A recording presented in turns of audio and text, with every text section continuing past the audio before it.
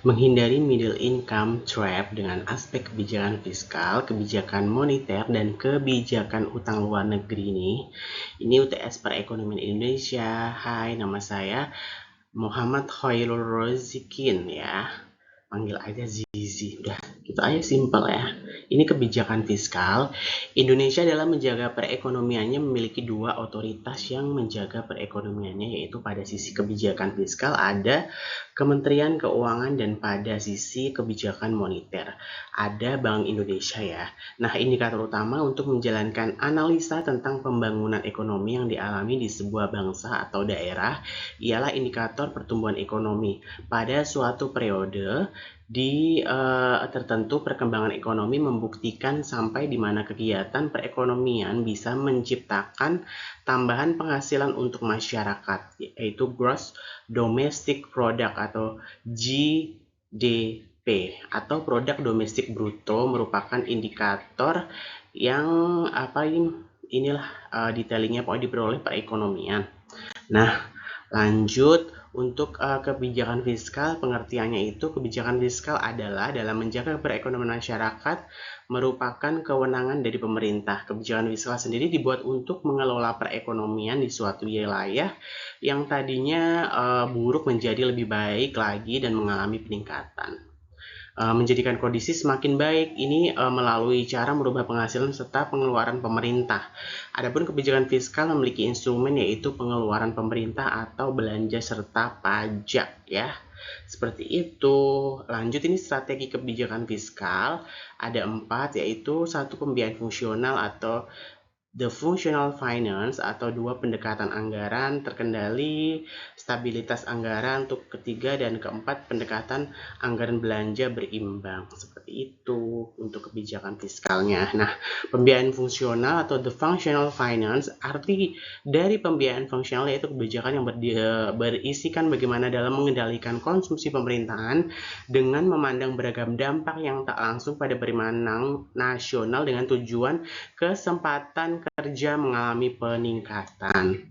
Nah, dalam menganut pola pembiayaan pemerintah mempunyai beberapa hal penting secara fungsional atau fungsional ya. Bukan hanya dalam menggali sumber penerimaan saja, fungsi pajak yaitu digunakan untuk mengatur sektor swasta. Nah, jika terjadi inflasi yang berlebih, pemerintah akan melakukan pinjaman luar negeri dalam mendanai penarikan dana masyarakat. Jika mendapat pencapaian dalam target pajak serta pinjaman ternyata tidak cepat, pemerintah sendiri melakukan pinjaman dana namun di dalam negeri ya, seperti itu ya. Pendekatan anggaran terkendali yaitu the managed budget approach ya. Pengertian dari pendekatan budgeting terkendali merupakan kebijakan yang mengendalikan konsumsi pemerintah kredit dalam meraih tingkat kestabilan ekonomi serta pajak. Di sini ya selalu dijaga dengan baik antara penarikan pajak dengan pengeluaran pemerintah, dan untuk mengurangi ketidakstabilan perekonomian diterapkan penyelarasan di dalam budgeting. Oleh karenanya, jika anggaran bisa di defisit atau surplus akan diselaraskan terhadap keadaan seperti itu. Nah, ini stabilitas anggaran atau the stabilizing budget atau ini pengertian dari stabilizing ya. Anggaran yaitu kebijakan yang urusannya mengendalikan konsumsi pemerintah dengan melihat kegunaan beban serta program apa saja yang dilakukan oleh pemerintah. Kebijakan ini memiliki tujuan yaitu agar pengeluaran pemerintah dapat terkontrol dan terjadi penghematan dalam anggaran. Dalam sisi stabilitas, lebih ditekankan asas kegunaan serta beban umum dengan beragam program di dalam pengeluaran pemerintah. Pajak ditetapkan dengan kesesuaian yang berlaku supaya ada taksiran belanja yang lebih pada peluang kerja.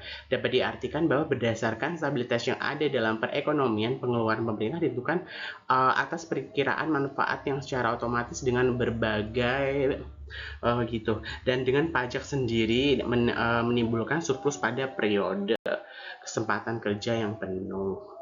Tuh, kurang lebih ya.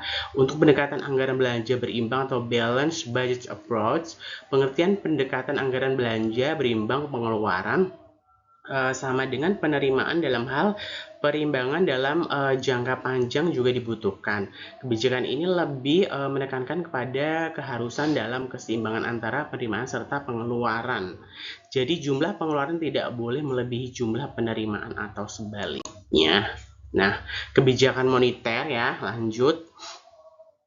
Kebijakan moneter merupakan kebijakan otoritas moneter maupun bank sentral terwujud pengendaliannya berupa suku bunga serta pengontrolan seberapa besar moneter dalam meningkatkan serta mengembangkan perekonomian yang maju. Adapun tujuan dari kebijakan moneter yaitu tercapainya keseimbangan internal dan keseimbangan eksternal. Biasanya terwujudnya dan terciptanya lapangan pekerjaan tinggi serta laju inflasi rendah ini merupakan keseimbangan internal. Lalu neraca pembayaran internasional seimbang merupakan keseimbangan eksternal. Kebijakan moneter hanya satu elemen dari kebijakan ekonomi makro secara keseluruhan dan hanya dapat mempengaruhi proses produksi melalui dampaknya pada suku bunga. Kebijakan moneter kontraktif meningkatkan suku bunga real jangka panjang, tingkat bunga nominal serta terhadap tingkat bunga real ditambah tingkat inflasi yang diharapkan. Jika kebijakan moneter kontraktif menurunkan inflasi ya atau membiarkannya tidak berubah, maka bukti bahwa ya meningkatkan tingkat bunga nominal yang menyiratkan. Meningkatkan tingkat bunga real juga ya. Next, 3 faktor transmisi kebijakan moneter. Bank sentral mengalami perubahan perilaku perbankan serta adanya perilaku ekonomi dalam aktivitas ekonomi serta keuangan. Kebijakan ekonomi yang dilakukan sampai kepada inflasi tercapai terdapat tenggang waktu yang cukup lama. Dengan adanya perkembangan ekonomi serta keuangan yang ada di negara mengalami perubahan jalur pada transmisi moneter.